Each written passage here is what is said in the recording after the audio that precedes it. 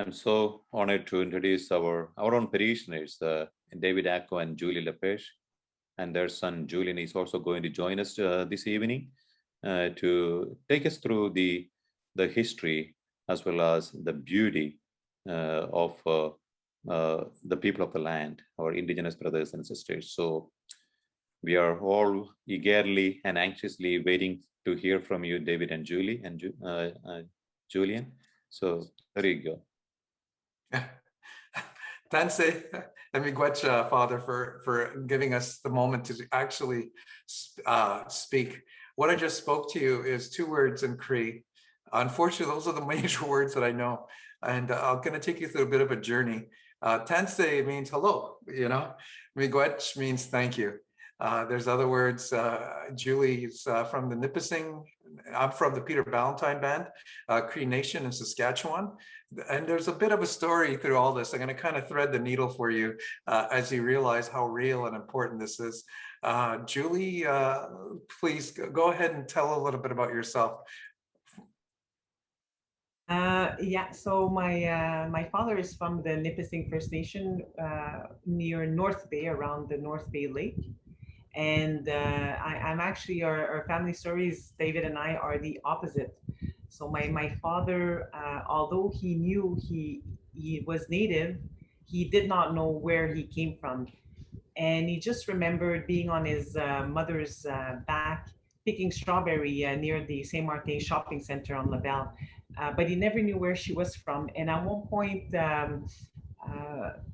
we don't know what happened, but he was put in an orphanage, even though his parents were alive.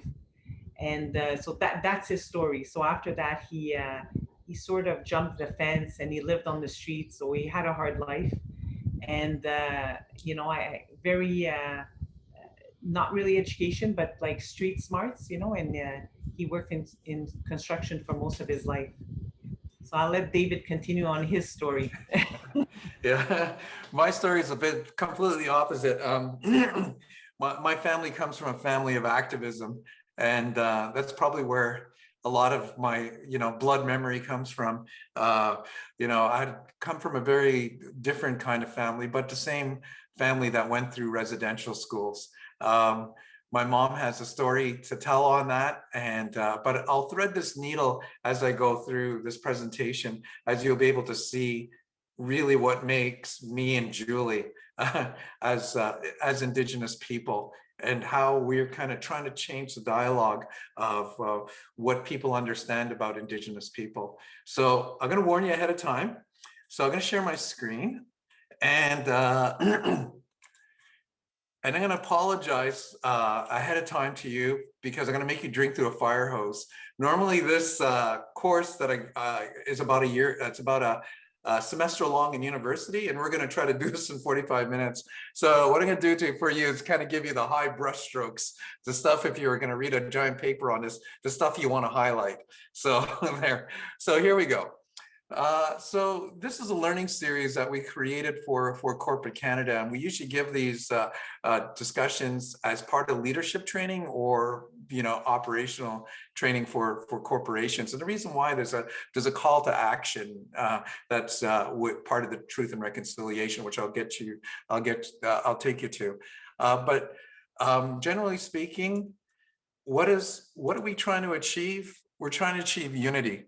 And there's this fellow that we've met, Mervyn Windsor, and he created this unity picture. And what he tried to show was during the 1996, you guys remember, there was a big, Canada was going to break apart, but he wanted to tell non-Indigenous people that they're Indigenous people living within his land, and he created this mural, this painting, and really what it shows that we are here, So this is what I'm going to take you to really understand what this picture means. So as Father turned around and put the land acknowledgement, why are land acknowledgements important for us? And they're starting to come into fruition at this particular point in time. Land acknowledgements have been around since the time in Africa. They have a land acknowledgement or a greeting, and same thing with the Maori and the Indigenous people around. If you guys watch the Olympics, they were welcoming people into the territory. But more importantly, for us Indigenous people, what it means is I see you and you see me, you know? So there's a recognition of existence of two people.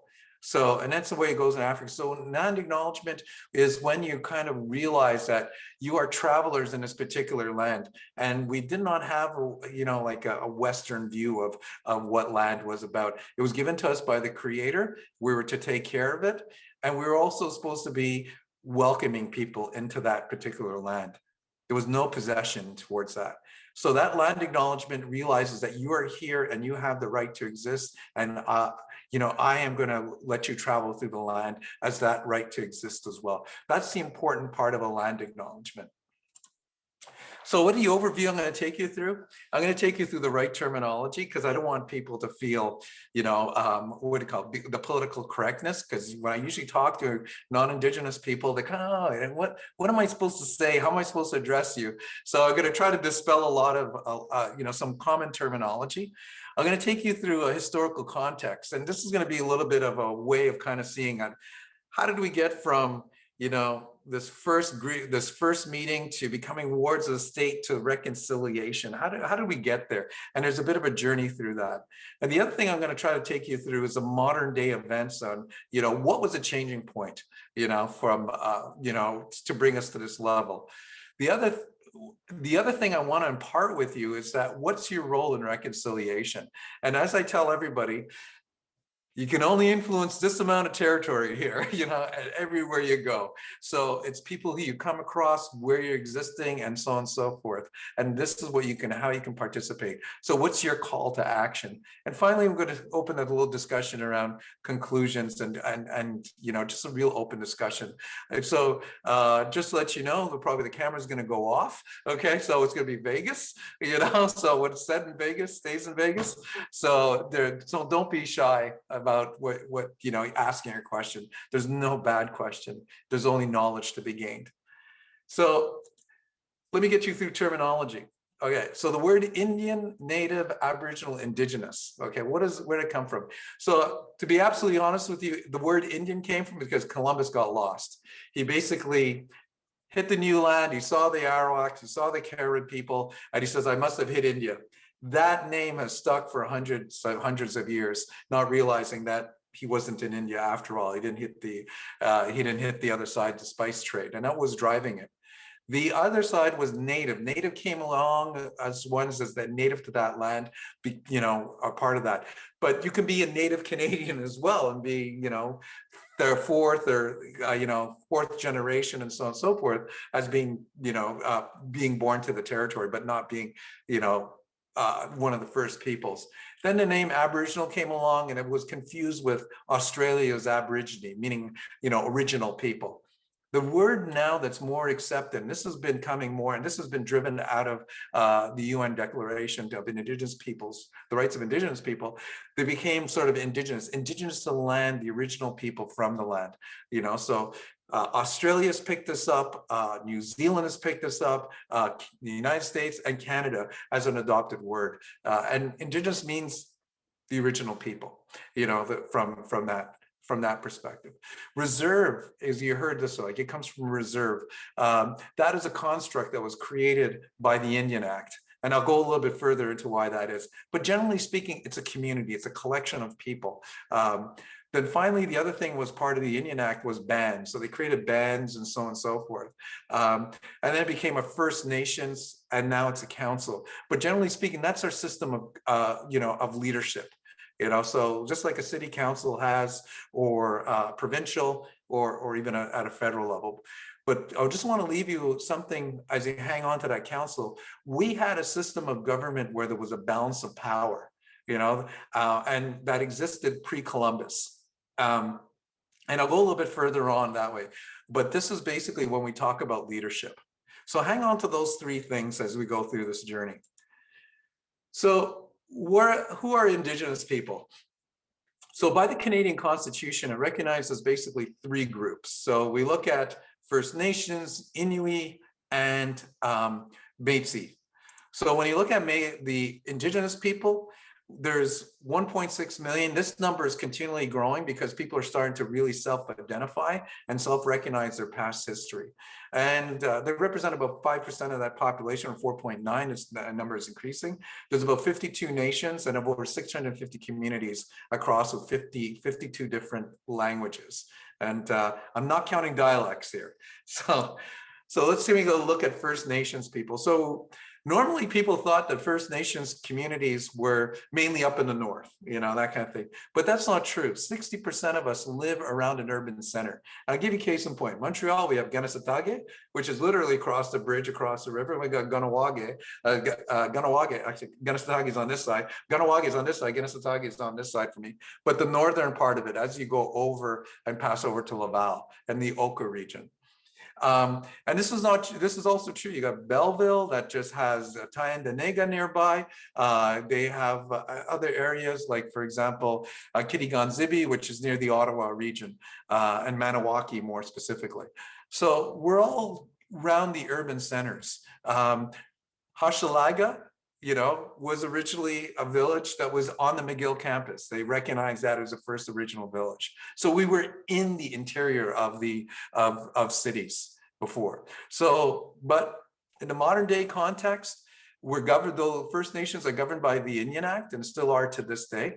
618 communities, First Nations, about 630 communities, about 50 nations, and about 50 different languages. Now, when I say about dialects, okay, Julie travels back and forth to the Cree territory, and you can tell a Cree person, or by their dialect or where they come from. So they come from Shisasabe, they have a different dialect. Where they come from, Waswanipi, they have a different dialect. And same thing that goes for, if they come from Waskaganish.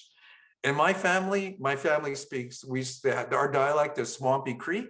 Okay, and which much different than Plains Cree versus much different than Woodland Cree. So it even breaks down a little bit further. But right now there's about 1 million Indigenous people since the 2016 census, and we are the fastest growing population in Canada. So around Indigenous youth. When you look at it from the Inuit side of it, and I'll just get my magic marker here. Okay, the Inuit are around the the polar regions, and the Inuit is an Inuktitut, okay, which means the people. So you don't say the Inuit, you say Inuit, so the people. These are designated to the northern regions. So what makes them so different is from, let's say, the First Nations of latitude is really conditions. So the way they lived, the way they built their shelters, the way they traveled. So their language grew, their customs grew differently, and it was really influenced around the environment. So there's 53 communities, and I will apologize to the Inuit today, okay, because I'm going to mess up their names. Okay, so the Nunavut region, the Unuvaliut, the Nunavik, Nunasatsuvut, okay, and Nunavut regions. So they make up the Nanagat region.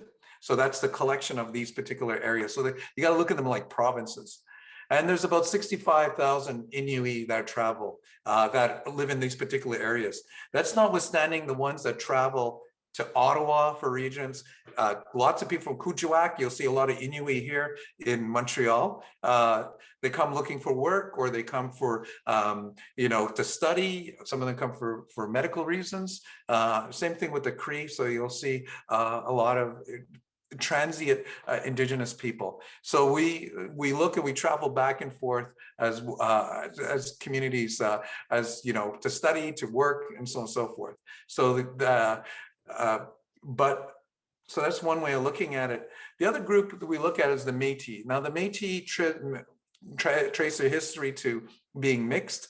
This is a book called from Susan Moody. She was a colonial writer at the time, and she writes about the real true Canadians. And what she recognizes that the fact it was going to be the mixing between the two old worlds, the European world and the First Peoples world. And this mixing will be the new Canada, if you want to say.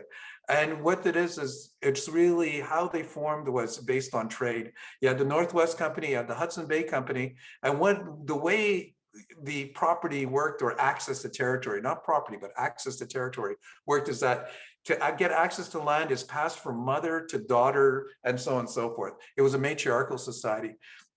Hudson Bay being, Northwest being a very good businessman, they encouraged their men to marry Indigenous women, and then they basically start to mix the two cultures. Taking religion, it was usually Catholicism at the time, but they also took the way of life as well. So you have Métis people learning how to speak, Europeans learning how to speak Cree, and whether it's French or English, and they came up with, lack of a better word, sort of a Canadian Creole, which is sort of a mix between French and English and Cree and other words of Ojibwe, you know, so that formed a different, they called that language Mitzvah. The other side of the coin was, so there was a recognition. Now, the thing about it is a Métis homeland, which is centered around what they call the Red River area. And this is where, this is what you're looking at is the Métis homeland that stretches around Alberta, Manitoba, and different parts of Ontario as well. But in Quebec, it's not recognized as Métis people, but even though there's mixed, but they're, by the Canadian government, it's really those who can tie themselves to the Red River heritage. So, but you got to remember, something I'm going to tell you, even though Louis Riel, as you know him, he came here to Montreal to study to be a priest. So this is how far the Métis network was in terms of, and he was from Winnipeg, the Red River area. So you hang on to that span. So I'm going to take you a little bit of history, and this is where I'm going to kind of take a journey from how we came, and you know, what was life before Columbus, and then how we became wards of the state. And meaning wards being property, you know, the responsibility of the state. So time immemorial, Indigenous people have been around. Okay, so there's a couple of theories. One of the most accepted theory, we came across the Bering Strait during the last ice age. And you got to imagine this ice age at the particular time, that towards the end of it, there was a mile high of ice, and you know, nothing really traveled through there. However, there was climate change, and there was land bridges that opened up. And so what happened was, they saying, you know, the Hunting-Gathering Society followed at the time probably mammoths or huge things like that, and following, and they ended up on this side of the ice bridge. You know, and of course it closed through different parts of climate change. There was an Anzac child that was found. It was one of the oldest ones that were found during a burial site. And what they realized when they did a gene study, that this Anzac child, most Indigenous people, you know, from the original ones, basically have a specific gene that's specific to Canada. You know, so when you look at that, and they can tie themselves to the Anzac child. And they also use that for migration as well to areas of Mexico, South America, and so on and so forth. There's other theories that are more controversial. We came from the Polynesian side, you know, that was that came into South America and around around that particular region. Panama and so on and so forth. And there's another controversial theory which we've been but there's an ice bridge, and the Huron-Wendat said, well, no, we come from Europe, you know, so which is a highly controversial. But the usual one that's accepted is the land bridge theory. However, if you talk to Mohawks, they'll say, no, we were always here. And they will hear comments about it being, you know, children of the corn. It's not a Stephen King book. He appropriated it from that. But that was basically it. They were always existing here. There was no land bridge. And there were arguments made for that.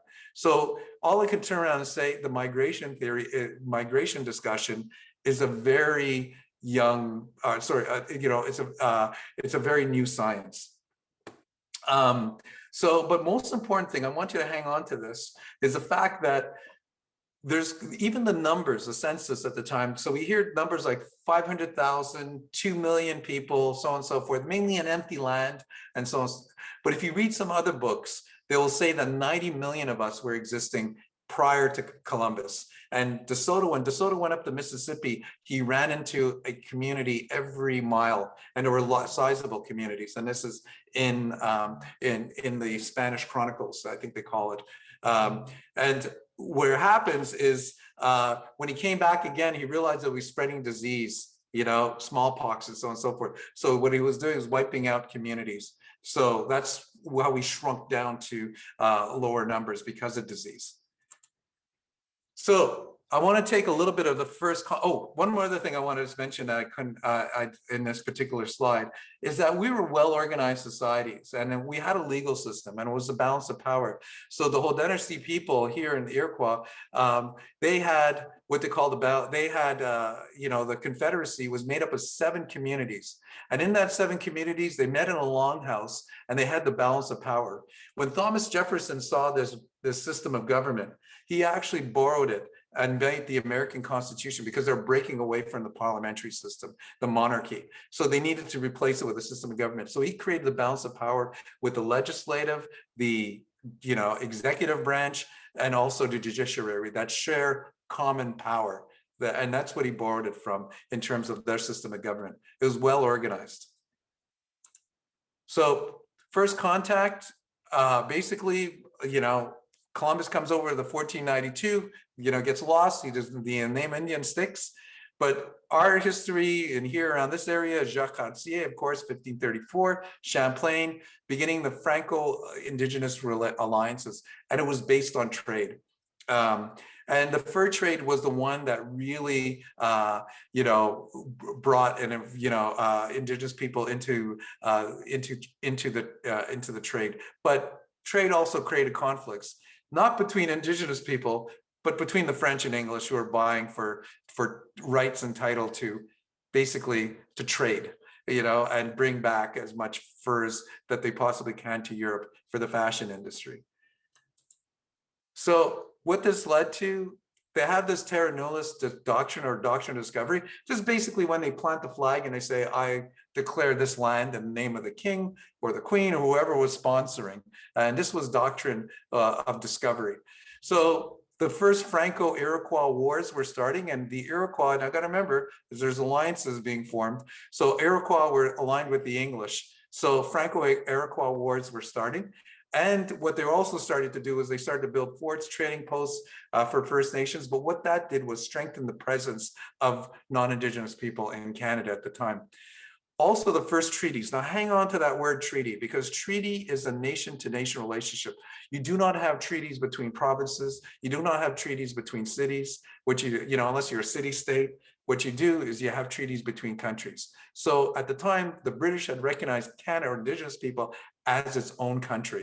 So they formed the first alliance, first treaties were formed.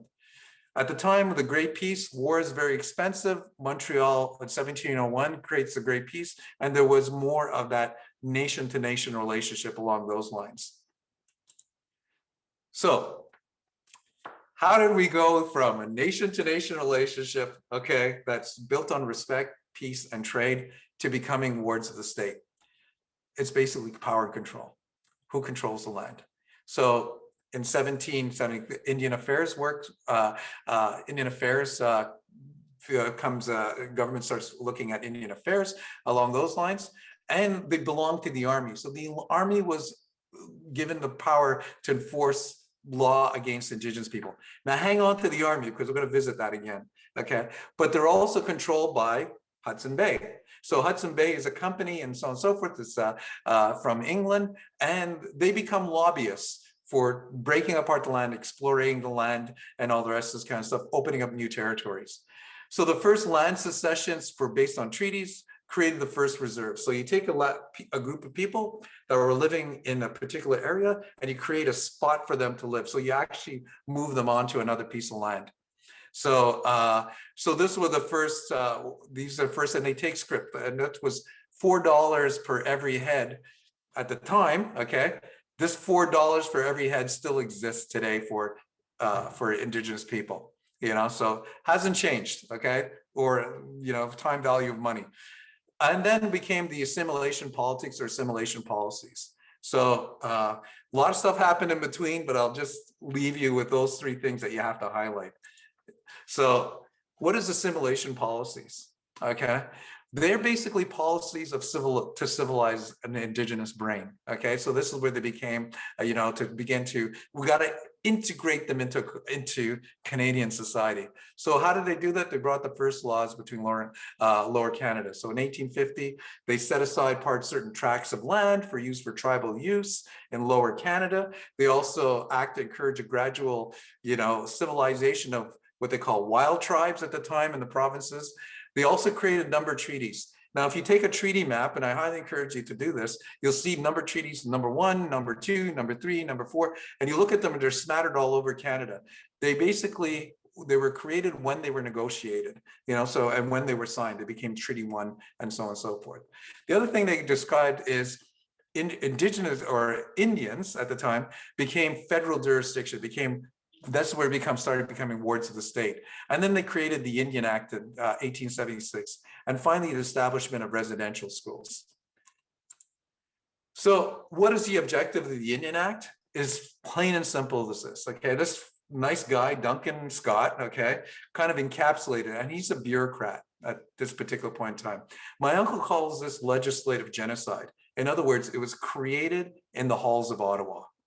So where the purpose was to get rid of the Indian problem. This become a problem. And what it is objective is to continue to, there's no single Indian, that exists in Canada. And by that will be no need for Indian affairs. And this is the objective of the bill, to make sure we do not exist. And how do they do that? They do two things with the pillar of laws. This is basically where they have control of, and Julie, feel free to chime in because you know this more than I do, but generally they have two pillars, which is citizenship. Who can be an Indian, So, and what they do is that they're trying to breed out that fiduciary responsibility that they signed based on treaties, and the rights that were established in that. So they want to eliminate that by creating the citizen, having control over who can be declared an Indian. The other side of the coin was they took control of absolute governance. So that whole balance of power that Thomas Jefferson took on and so on and so forth. And what they tried to put us into the monarchy, which Canada still is, the constitutional monarchy, to absorb and say, you're going to adopt this way of parliamentary system of government. And so they take away all those constructs. And that was really the two big pillars in order to gain control over the land that they have. So how do they do it? One of the things they decided to do was the creation of residential schools. So residential schools was basically, a way of breaking family ties and with the sole objective of basically eliminating language, eliminating family ties, and eliminating loss of culture. So I'll take a pause here, okay? I just recently got onto the registry. It was a 30-year battle that I had to go back and prove my heritage to government. So I had to get affidavits, I had to get family trees, I had to get all this proof from my uncle. I had to fight for all of these things and to get the government. So what happened is finally my uncles made it on the registry, but my aunts didn't and my mother didn't, okay? So hang on to that, okay? Because who has children? Mothers, okay? Who we can tie to a family tree? A mother, So this is very fundamental. So we, we had to fight for that. And it took a letter that Julie wrote to the Minister of Indigenous Affairs, to also to the band council and everything else like that, to finally say, listen, this is prejudicial against the women in our family, And then finally they said, oh, our mistake. Yeah, you're right. Even though we had all these records and yeah, your family took script, but you're right. This, David is an Indigenous person, and he's C1 and he belongs to that family. That's the fight of the registry. Finally, something my mom had turned around and told me, because she went to residential schools. She said to me, David, I did not face sexual abuse. I got a good education, so on and so forth. Residential schools didn't affect me. And I told my mom, I don't speak Cree. I know basically two basic words, miigwech, thank you, danse, that's basically it. So how can you say it didn't? And she had to take pause for a moment on that. And I said, and it's going to be very difficult for me to teach my children. and so on and so forth. And if any Francophone knows, language is culture. Language is belonging. Language forms a bond of identity. So that's what it's designed to do. And if you want a modern day context of this, you'll take a look at the child separation policy in the States. That's the modern day context. So they face physical abuse, they face sexual abuse, well documented. But the most important thing to think about is the intergenerational trauma. What they found out, and the studies have shown, and there's science behind this, that when you introduce trauma into somebody's life, what happens is you start to change genetic code, make them predisposed to, psychological issues, depression, and so on and so forth. So the people ask you, why is the society always in a state of, depression, or so on and so forth? That's because of those particular intergenerational trauma, very highly recognized. Now, I'm going to give you a perspective a little bit about the impact of residential schools. So about 150,000 children went through the residential school system and removed. All right. So they looked at unnamed death records, 4,200. All right. But they only looked at 15% of the records. This is the number they came up. They haven't looked at the full amount of records. And also the fact is the federal government destroyed a lot of those records as well. So, I was talking to, Father Peter at the time, and they basically turned around and said to me, well, government has a sense of responsibility in this as well, as much as the church has. And it's absolutely true. There is legislative genocide. It started the halls of Ottawa, but I hate to say this, and I hate to admit it, and this is where we have to come respect to ourselves. It was also aided and abetted by the institutions, the church. When you look at it, they were paid as well to hold residential schools. So we have to look at it from that perspective. I'm going to give you a map of where the residential schools were. So this is a map that's created by ESRI for Truth and Reconciliation Commission. And this is how widespread residential schools were. And if you look around in where my family comes from, this is where Julie's family comes from, when you look at it from this portion of it. And what they did was use a child welfare system. So this is where now become a product. Julie's a product of residential schools. When we look at this, out of the odds of dying in a residential school, 1 out of 26 people in a platoon in World War II, one would die. At a class of 25, one was guaranteed to die. Either they were going to run away and freeze to death in winter, either they were going to get killed have a violent act, by the caretakers, or they were going to die of disease being clumped in places like that. So we're talking between the 30s and 40s and 50s and so on and so forth. You got to remember the amount of mortality there was in children at the time. Now we crowded them together. We don't have to look far. We just look at the pandemic, to get a perspective of, how disease can take hold. What did also the Indian Act create, and residential schools created? They created systemic racism. And I didn't even put biases here, So we looked at it. When you had control of wealth and income, you start to look at poverty. Criminal justice system, majority of Indigenous people that are incarcerated are Indigenous people. Unemployment, we're the lowest educated, and have the lowest jobs in Canada. Housing, pick up the paper, then you can actually see what housing looks like, for Indigenous people. No, I didn't even put water here. Okay, so the quality of water. Healthcare, highest amount of diabetes, and so on and so forth. And when we look at political power, AFN, they say, well, no, you got the Assembly of First Nations and the Métis National Council. So they're not government, lobbying bodies to bring a voice to Indigenous voice to government.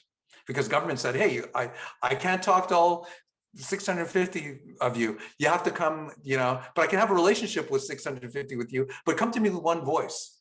But they turn around, the way it could work is, I can negotiate with Ganastage, okay? Or I can negotiate with AFN, or I can negotiate separately with these two people so I can create a system of divide and conquer. So that's when you look at it from the political powers point. So the misconceptions, I had to throw this one in because Indigenous people don't get along with each other. True, okay. But this is no different than the way people get along. There's 600 nations, 600 different distinctive, different parties and so on and so forth, different needs. So yeah, that is a reality of any society. You know, anything like Europeans, between the French and the British and the Italians and so on and so forth. You know, so if I go further, I don't have to look far, look at the World Cup, you know, in terms of rivalries, you know. The other side would be Indigenous people don't pay taxes. Hate to break the news to you, we do pay taxes. Julie and I pay our taxes as everybody else does, but there's certain conditions on their fiduciary responsibility as part of those agreements. So majority of people living off reserve, we pay our taxes. The other side, Indigenous people don't pay for electricity. There's only one community I know that have an agreement with Hydro-Quebec. Yes, we have to pay our electricity bills and everything else like that, whether it's SAS Power, Hydro-Quebec, BC Hydro, that's absolutely true. You know, Indigenous people receive a check from the government for signing. That annual sum is $4 a year. To be absolutely honest with you, I never received a check since I became on the registry, and I don't remember Julie ever receiving a check from her community. The other side of the thing about it, when you look at it from Indigenous people don't want to integrate or collaborate, okay? When they look at the integration side of it, when you turn around and say, you know what, we're going to bring assimilation politics, we're going to bring you into it, we will push back against that, you know, because we do not want to lose our identity. We don't want to lose our way of life. We don't want to lose our values as anybody else. Just take a look at the distinct society that French Canadians have. We are entitled to a distinct society as well as being First Peoples here. The other side, they against economic development. I am an economic developer. This is what I'm very passionate about because I believe that people have, have the right. Work brings dignity to people's lives and meaning. And no Indigenous person feels that work. If you talk to Chief and Council, the most important thing to them is their Indigenous youth and their employment and the success of their families. And but they want to be consulted at the very end of the day. You can't just walk in and say, okay, I'm going to build a mining company. It's going to give you fantastic lots of jobs. You know, if it meant poisoning the river, it meant all the rest of this kind of stuff. So they have to be consulted, the duty to consult and develop in a responsible way. Indigenous people are stuck in the past. So this is really interesting. And I love this one because, you know, they turn around and say, well, you're always looking at history from a rear view mirror. You're looking at Indigenous relations. You got to turn your head forward. But for us Indigenous people, the 60s scoop is now, or we're still living these intergenerational traumas and so on and so forth. And now we're getting to the collective trauma of the Canada as we look at Canada's with the recent discoveries. So are all alcoholics and homeless? And that's because we're distinct. You can turn around and tell an Indigenous person, so you see one and then you associate it. But there's a book called Hidden in Plain Sight. For a long time, people thought I was a tall Filipino, not realizing I was Indigenous. I couldn't be Indigenous because I don't have systemic problems that what I read in the National Post and so on and so forth, So that's what the book goes Hidden in Plain Sight told you. So when you take to more modern events, this again ties to my story here. So how did I end up here? How did I leave a great family that my uncle is the Lieutenant Governor of Saskatchewan? How did and my family's in economic development. When I was born, my father just lost his job and my mother was a poor Indigenous woman and she already had 2 kids. So I was the third. So the nurses were walking around and saying, do you want to give up your child? Do you want to give up your child? Do you want to give up your child? Because they were starting to replace the residential schools with the child welfare system. And it still is like this to this day. So what they're doing, they pulled in a 60s scoop, is that they took children out from their families forcibly because of economic standards, or they were declared, like an unfit parent, and they moved them in and they gave them new birth certificates, and then they disappeared into the system. So, but now they had families, and this became what my parents decided to do. They decided to leave, move my family to Trinidad and Tobago. We lived there for 4 years, and we ended up in Quebec. We never went back, and because my parents, and I just found out that story a couple of years ago. My mother finally told me that story on how I ended up on this side. This is why we live here. So how can you not, think about those things? Because it is clear and present to this day. So, but there were certain changes, okay? And this came of the 60s Act. The Calder case was the recognition of land title. Wait a second. Canada has a fiduciary responsibility. Canada signed treaties. So the Supreme Court said, you have to recognize those treaties. Another thing came in 1982, the Constitution, when they wrote the Constitution, they enshrined Indigenous rights inside of it. So reinforced the Calder case. Meech Lake made Indigenous people look at themselves, but also brought that unity chart. Was Meech Lake when they looked at it and saying, okay, how does this become a turning point? The other thing they looked at, now here's a little bit of my story again. I was in the military, 438 Squadron, at the time, Oka broke, So Oka, at the time, fueling up helicopters, wondering they're going to fly over Oka, and do reconnaissance training of missions. And I was fueling up a helicopter and I was going, I'm an Indigenous guy. What am I doing here, at the time? And the other thing was, because I was a reservist, I had to go to my day job and then sort of become an Indigenous apologist, trying to explain a land claim. No, it's not a golf course. No, a cop did not get killed over a golf course. This is, constitutional rights and responsibility, and land title, and, trying to explain all of this history, and that kind of brought me into an awakening of who I am, what is my responsibility, what is my calling, what am I supposed to be doing, and to, and further reconciliation. That was a turning point in my personal story. So 1991, Canada was thoroughly embarrassed by the Oka crisis because they were telling South Africa, it's bad the way you treat your Indigenous people, so on and so forth. The UN was looking at and said, what are you doing, Canada? So Canada had to be a little bit more respectful, a little bit more introspective. So they created the Royal Commission on Aboriginal Peoples. And the RCAP was the first time that government asked Indigenous people about Indigenous people. And they came out with looking at, the justice system. They came out looking at all sorts of other parts of it, the things that we talked about a little bit earlier. So the last school, so the RCAP report was released in 1996.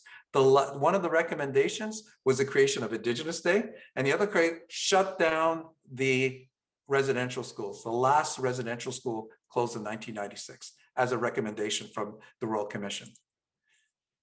They also recommended that we accept the UN Declaration of Indigenous Peoples.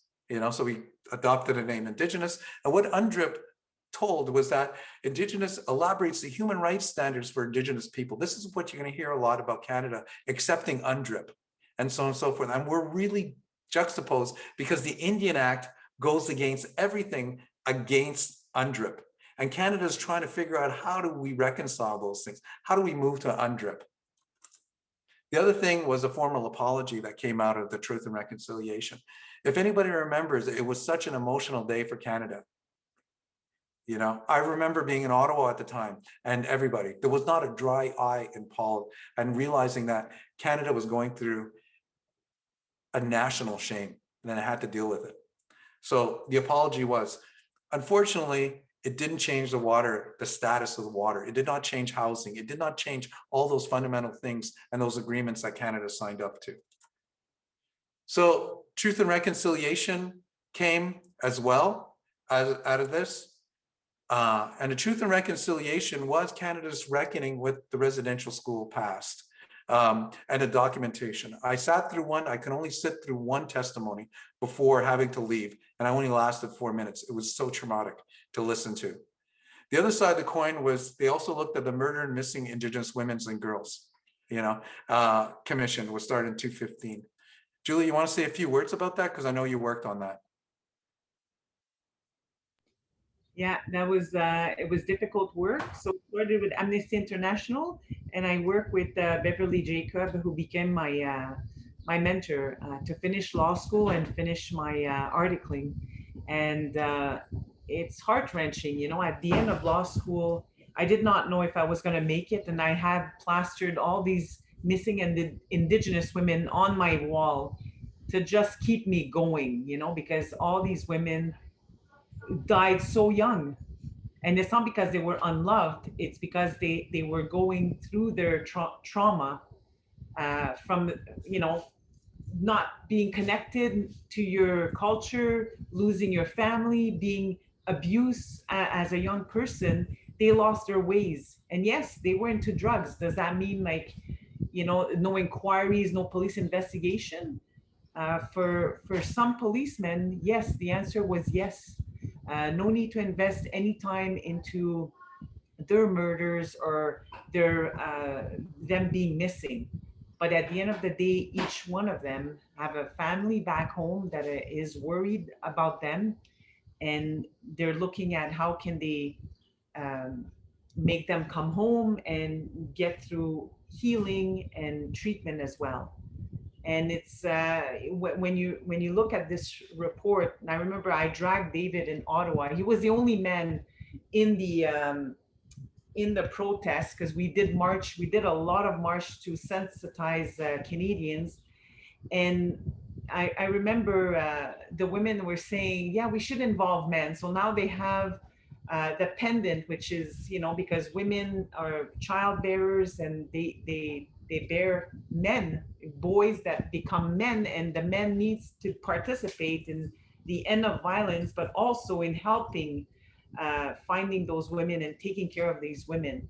So they brought balance, but it's when I was looking at myself, and I'm really the statistic, because we would look at each other. We were three Native people in law school, and we would look around, and we technically there should be one of us either murdered, missing, or in jail, but we were in law school, so it's frightened. It's really, you become super aware, and um, it's difficult. It's really, really difficult. Yeah. So you have to look at it from the daughter's point of view. Indigenous women are the most vulnerable, So I just want to take you a little bit. Those red dresses you see represent every Indigenous woman that's missing. So you'll see red dress. The other men us men, we wear moose hide, because a man was hunting when he was actually training hunters to look for, how to look for missing women, bones, bodies, and so on and so forth. So this is one of the things that they do.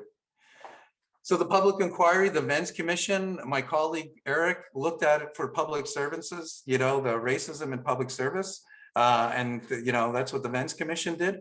And finally, the report that Julie talked about, calling action for police forces to start taking murdered and missing Indigenous women and violence against them seriously.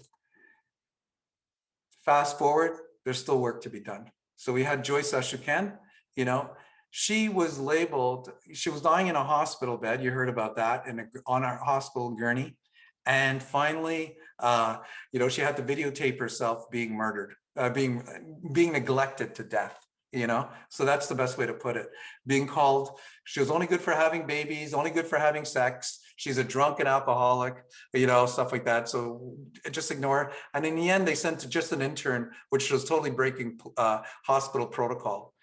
So it was just shocking to see that. But if she did not videotape herself, no one would know, and no one would care.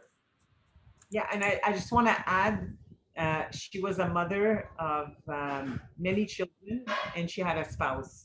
So it was just the bias of the medical staff, and that led them into treating her like, people don't even treat their animals, their cats or dogs, and she was treated less than a